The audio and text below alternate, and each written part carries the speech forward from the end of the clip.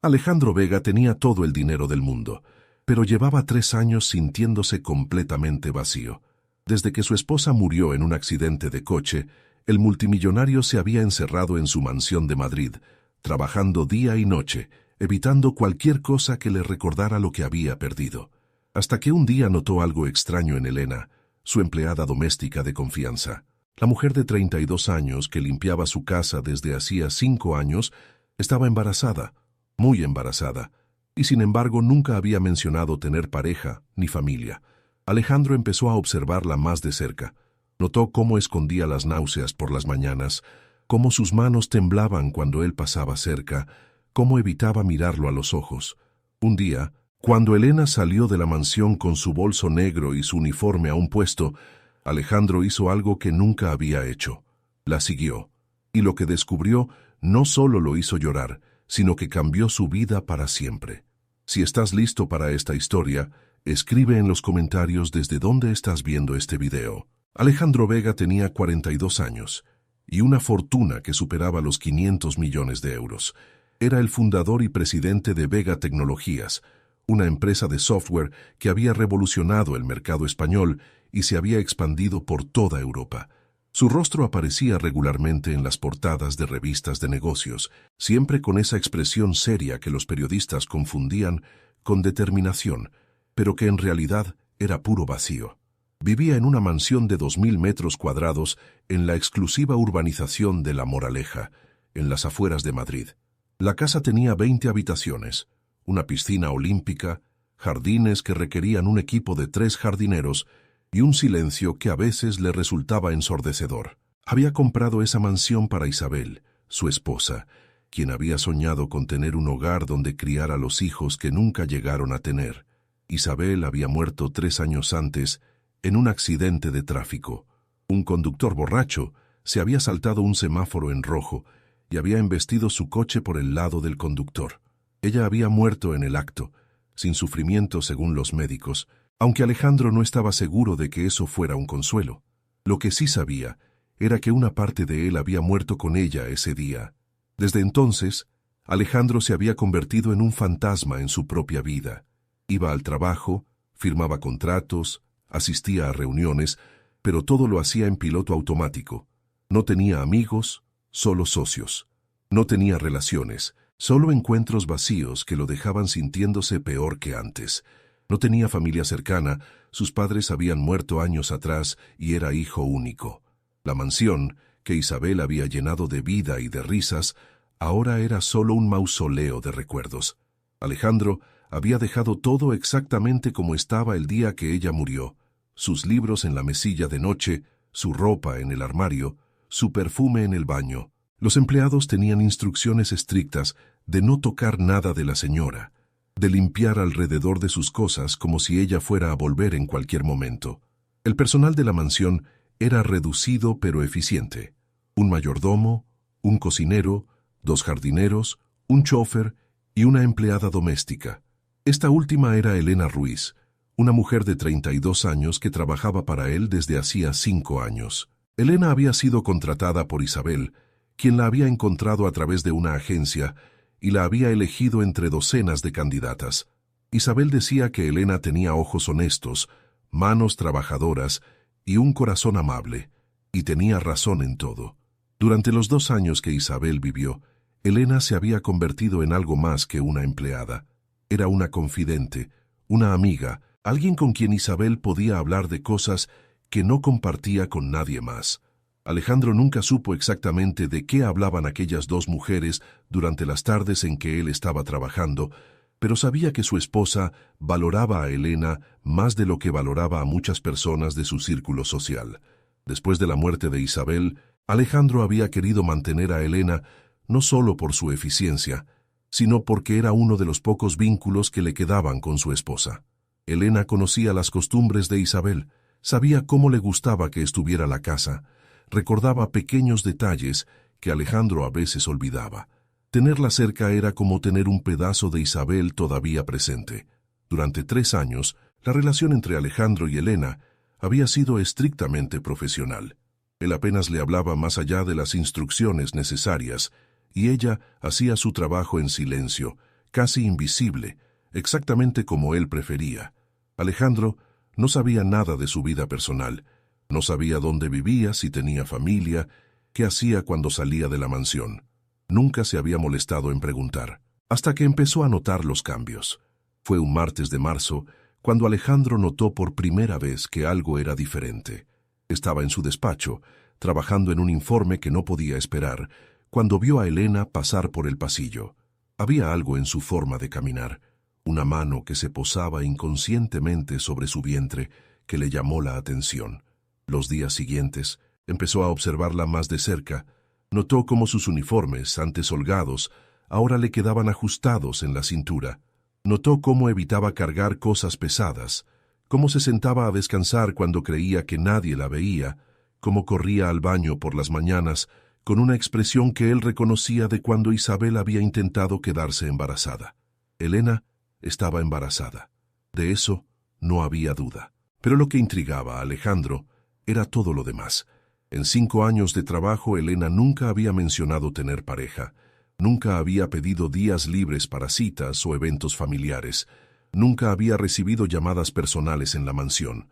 Era como si su vida entera se limitara a las horas que pasaba limpiando su casa. Y ahora estaba embarazada, claramente avanzada en su embarazo, y no había dicho una palabra. Alejandro se encontró pensando en ella más de lo que debería. Se preguntaba quién era el padre, por qué no lo había mencionado, por qué seguía trabajando cuando claramente debería estar descansando. Se preguntaba por qué sus manos temblaban cuando él pasaba cerca, por qué evitaba mirarlo a los ojos, por qué parecía siempre a punto de decir algo pero luego se callaba. Un viernes por la tarde, Alejandro estaba en el salón cuando vio a Elena preparándose para irse. Se puso su abrigo sobre el uniforme, tomó su bolso negro gastado y salió por la puerta de servicio como hacía todos los días. Pero esta vez, Alejandro sintió un impulso que no pudo ignorar. La siguió. No sabía por qué lo hacía. Quizás era la curiosidad que lo había estado carcomiendo durante semanas. Quizás era la soledad que lo empujaba a interesarse por la vida de otra persona por primera vez en 3 años. O quizás era algo más profundo, un presentimiento que no podía explicar. Tomó las llaves de uno de sus coches, no el llamativo Porsche, sino un Mercedes discreto, y salió de la mansión manteniéndose a distancia prudente del autobús que Elena había tomado.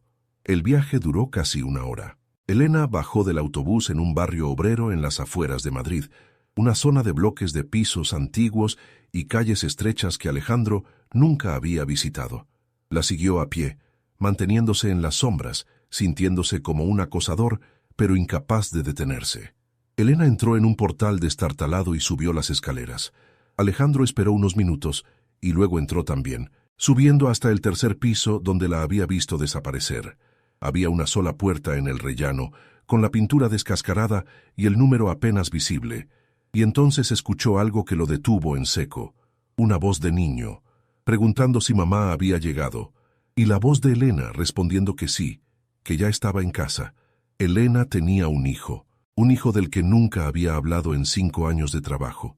Alejandro se quedó paralizado en el rellano, sin saber qué hacer. Parte de él quería llamar a la puerta, exigir explicaciones. Otra parte quería salir corriendo, fingir que nunca había venido, volver a su mansión vacía y olvidar todo. Pero antes de que pudiera decidir, la puerta se abrió. Elena apareció en el umbral, todavía con el uniforme, con un niño de unos 4 años agarrado a su pierna. Cuando lo vio, su rostro se volvió blanco como el papel. Sus ojos se llenaron de pánico, de miedo, de algo que Alejandro no pudo identificar. Durante un largo momento, ninguno de los dos dijo nada. El niño miraba a Alejandro con curiosidad infantil, sin entender por qué su madre se había quedado tan quieta. Tenía el pelo oscuro, los ojos grandes y expresivos, y una sonrisa que se parecía inquietantemente a alguien que Alejandro conocía muy bien. Se parecía a Isabel. No, se corrigió Alejandro. Se parecía a él mismo. El mundo pareció detenerse mientras las piezas encajaban en su mente. El niño que aparentaba 4 años, el embarazo que Elena ocultaba ahora, las miradas que evitaba, las manos que temblaban, los secretos que guardaba. Elena lo invitó a pasar con voz temblorosa. El apartamento era pequeño, apenas un salón-cocina, un dormitorio y un baño. Los muebles eran viejos, pero estaban limpios. Había dibujos infantiles pegados en las paredes y olía a la comida sencilla que alguien había preparado antes. El niño, que se llamaba Pablo, fue enviado a jugar a su habitación, y entonces Elena contó la verdad. 5 años atrás, cuando acababa de empezar a trabajar en la mansión, había ocurrido algo. Una noche en que Isabel estaba de viaje visitando a su familia, Alejandro había llegado a casa devastado. Había recibido la noticia de que los tratamientos de fertilidad habían fracasado una vez más, que las posibilidades de que Isabel quedara embarazada eran casi nulas. Había bebido demasiado, había llorado como no había llorado en años, y Elena lo había encontrado derrumbado en el salón. Ella lo había consolado, y en algún momento de esa noche, el consuelo se había convertido en algo más. Alejandro no lo recordaba. Había bebido tanto que esa noche era un agujero negro en su memoria, pero Elena recordaba cada detalle. El dolor en sus ojos, la vulnerabilidad que nunca mostraba, el momento en que la había besado y ella no había tenido la fuerza para rechazarlo. A la mañana siguiente, cuando Alejandro se despertó sin recordar nada, Elena había decidido no decir nunca lo que había pasado. Estaba avergonzada, asustada de perder su trabajo, aterrorizada de lo que Isabel pensaría si lo supiera. Así que había guardado silencio, hasta que descubrió que estaba embarazada. Para entonces, Isabel había vuelto del viaje. Elena no podía decir la verdad sin destruir un matrimonio, sin arruinar la vida de la mujer que la había tratado con más amabilidad que nadie en el mundo. Así que había tomado una decisión. Había fingido que el embarazo era de un novio que no existía, había trabajado hasta que ya no pudo esconder su vientre, y luego había pedido una excedencia de 6 meses por motivos personales. Isabel nunca supo la verdad. Murió sin saber que el hijo que tanto había deseado existía, pero no era suyo. Pablo había nacido 9 meses después de aquella noche. Elena lo había criado sola, viviendo de sus ahorros durante la excedencia, volviendo al trabajo en la mansión cuando el dinero se acabó. Había dejado al niño con una vecina durante el día, trabajando para Alejandro, sin que él supiera que estaba criando a su hijo a pocas horas de distancia, y ahora estaba embarazada otra vez. No de Alejandro, aclaró rápidamente, de un hombre que había conocido hace un año, que le había prometido amor y luego había desaparecido cuando supo del bebé. Estaba sola otra vez, con un hijo de 4 años y otro en camino, trabajando para el padre de su primer hijo, sin que él lo supiera. Cuando Elena terminó de hablar, Alejandro tenía lágrimas corriendo por su rostro, no lágrimas de rabia ni de traición, sino de algo mucho más complejo. Miraba a Pablo, que había vuelto al salón y jugaba con unos coches de juguete en el suelo, y veía en él todo lo que había perdido. Un hijo, una oportunidad de ser padre, una razón para vivir que había existido durante 4 años sin que él lo supiera. Alejandro pasó la noche en su coche. ¿Te está gustando esta historia? Deja un like y suscríbete al canal.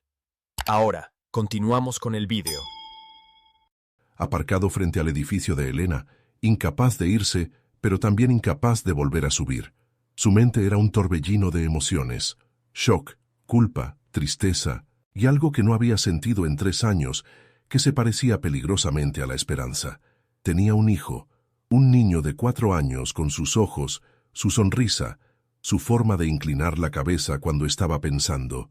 Un niño que había crecido sin padre porque él había estado demasiado borracho para recordar una noche y Elena había estado demasiado asustada para decir la verdad. Las horas pasaron lentamente, mientras miraba la ventana del 3er piso donde sabía que Elena probablemente tampoco dormía. Pensó en Isabel, en cómo habría reaccionado si hubiera sabido la verdad. Conocía a su esposa lo suficiente para saber que habría estado destrozada, pero también la conocía lo suficiente para saber que habría amado a Pablo. Isabel había deseado ser madre más que nada en el mundo, y aunque las circunstancias habrían sido dolorosas, su corazón habría encontrado la manera de amar a ese niño. Pensó también en los 4 años que había perdido, las primeras palabras de Pablo, sus primeros pasos, sus primeras risas y sus primeros llantos. Todas esas noches en que su hijo había necesitado un padre, y él había estado en su mansión vacía, sin saber que a pocas horas de distancia Existía una razón para seguir viviendo. A la mañana siguiente, cuando el sol empezaba a salir sobre Madrid, Alejandro tomó una decisión. No iba a huir de esto. No iba a fingir que no lo había descubierto. No iba a esconderse detrás de la rabia o el resentimiento. Por primera vez en 3 años, iba a hacer algo que importaba de verdad, algo que le devolvería el propósito que había perdido cuando Isabel murió. Volvió al apartamento de Elena a las 9 de la mañana. Ella abrió la puerta con los ojos hinchados de llorar, claramente sin haber dormido tampoco. Su uniforme de trabajo estaba arrugado, como si se hubiera quedado dormida con él puesto, y sus manos temblaban mientras sostenía el pomo de la puerta. Pablo estaba desayunando en la cocina, ajeno al drama de los adultos, tarareando una canción que probablemente había aprendido en la guardería. Alejandro le dijo que no estaba enfadado. Le dijo que entendía por qué había guardado el secreto, que no la culpaba, que la situación había sido imposible para todos. Le dijo que quería conocer a su hijo, ser parte de su vida, compensar los 4 años que había perdido por su propia inconsciencia. Elena lloró de alivio. Las lágrimas corrían por su rostro mientras él hablaba. Lágrimas que había contenido durante años, esperando este momento, temiendo este momento. Había pasado noches enteras aterrorizada de que este día llegara, imaginando escenarios terribles en los que Alejandro la despediría, la demandaría por ocultarle a su hijo, le quitaría a Pablo y la dejaría sin nada. Nunca había imaginado que reaccionaría así, con compasión en lugar de rabia, con el deseo de construir en lugar de destruir. Los días siguientes fueron extraños y hermosos. Alejandro empezó a visitar el apartamento regularmente, pasando tiempo con Pablo, conociendo a este niño que era sangre de su sangre, pero al que no conocía en absoluto. Pablo era curioso, inteligente, con una energía inagotable y una risa que llenaba el pequeño apartamento de una manera que la mansión de Alejandro nunca había estado llena. Hacía preguntas sin parar, quería saberlo todo sobre todo, y tenía una imaginación que convertía cualquier objeto cotidiano en una aventura. Al principio, Pablo lo miraba con desconfianza, sin entender quién era este señor que de repente aparecía todos los días. Pero los niños son adaptables, más de lo que los adultos les damos crédito, y pronto Alejandro se convirtió en una presencia esperada. Alguien que traía juguetes y contaba historias y lo llevaba al parque los fines de semana. Alguien que se sentaba en el suelo a jugar con coches sin importarle ensuciar sus pantalones caros. Un mes después de descubrir la verdad, Alejandro le dijo a Pablo quién era realmente. Lo hizo con Elena presente, sentados los tres en el pequeño sofá del apartamento, con palabras simples que un niño de 4 años pudiera entender. Le dijo que era su papá, que no había sabido que existía, pero que ahora que lo sabía, quería estar con él siempre, quería verlo crecer, quería ser parte de su vida para siempre. Pablo lo miró con esos ojos grandes que eran un espejo de los suyos y preguntó si eso significaba que podía tener un perro.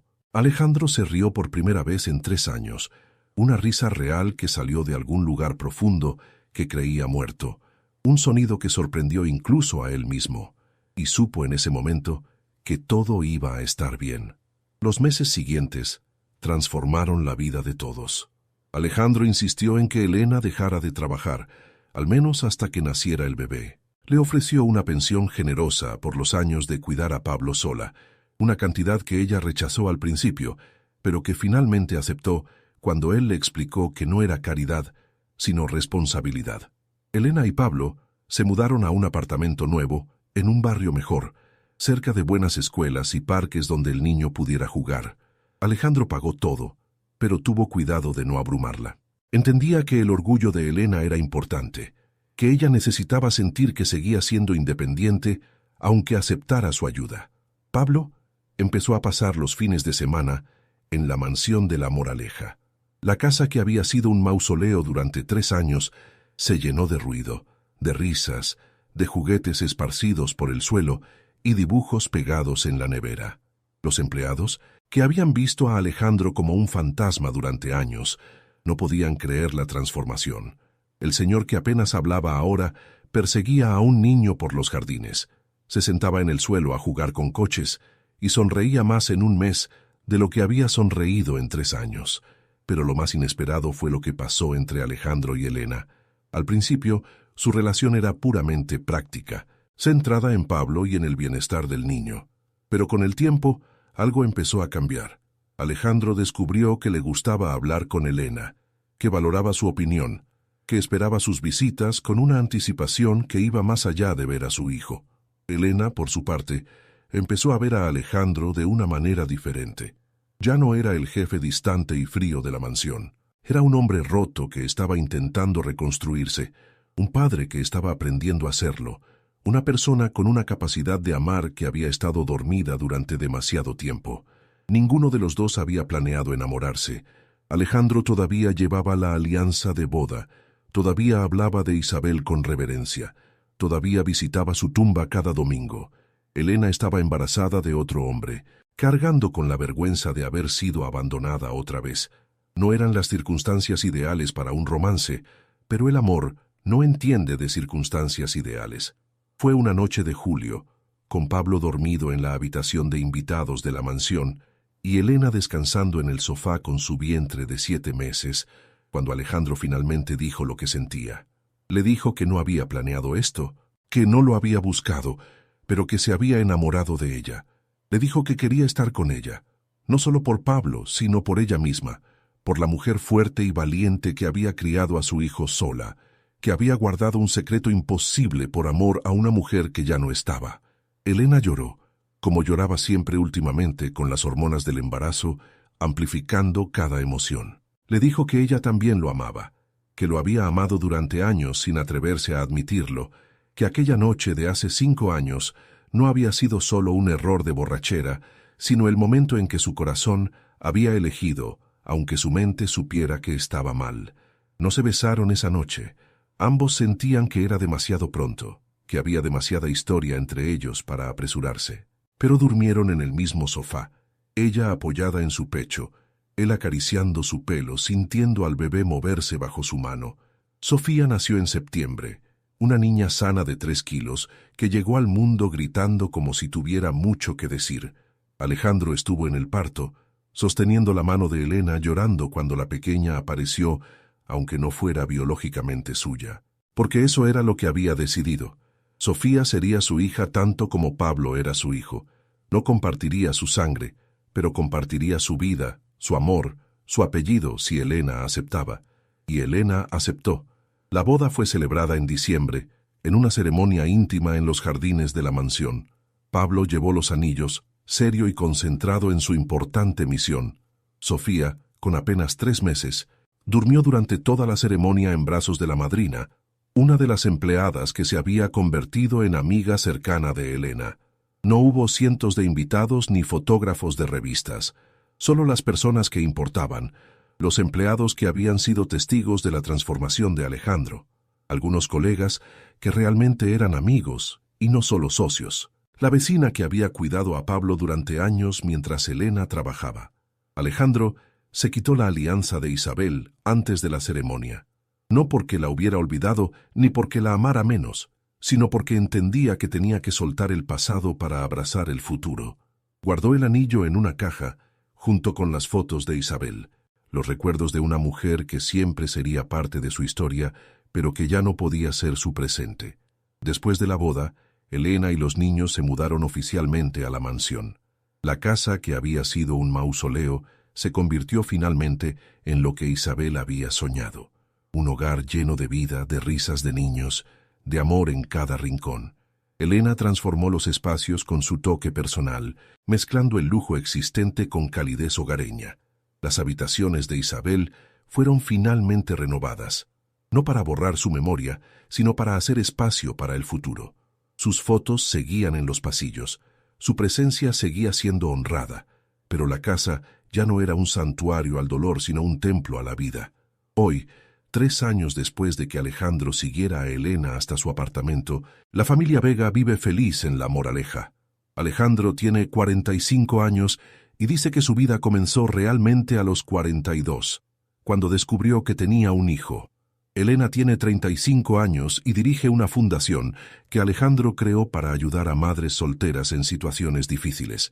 Pablo tiene 7 años, va a un colegio excelente y sigue soñando con tener un perro, sueño que finalmente se cumplió el año pasado con un Golden Retriever llamado Capitán. Sofía tiene 3 años, es la princesa de la casa y tiene a su padre y a su hermano completamente envueltos alrededor de su dedo pequeño. Cada año, en el aniversario de la muerte de Isabel, la familia visita su tumba juntos. Alejandro le cuenta sobre su vida, sobre Elena, sobre los niños. Le dice que finalmente encontró la felicidad que ella siempre quiso para él. Le dice que Pablo es todo lo que ella soñó tener y que aunque las circunstancias no fueron las ideales, cree que de alguna manera ella tuvo parte en esto, que quizás desde donde está había guiado a Elena a su vida por una razón. Y cada noche antes de dormir, Alejandro mira a Elena, a Pablo, a Sofía y da gracias por aquella tarde en que decidió seguir a una empleada embarazada sin saber que estaba siguiendo el camino hacia su redención. Esta historia nos recuerda que la vida tiene formas misteriosas de darnos lo que necesitamos, aunque no siempre de la manera que esperamos. Alejandro había perdido la esperanza de ser padre cuando los tratamientos de fertilidad fallaron. Nunca supo que en ese momento de máxima desesperación, en esa noche que no recordaba, había concebido al hijo que tanto deseaba. Elena cargó con un secreto imposible durante años, protegiendo a todos menos a sí misma. Crió a un niño sola, trabajando para el padre sin que él lo supiera, amándolo en silencio mientras él ni siquiera sabía que existía. Su sacrificio, aunque nacido del miedo, fue también un acto de amor hacia Isabel, hacia Pablo, hacia una situación que no tenía solución fácil.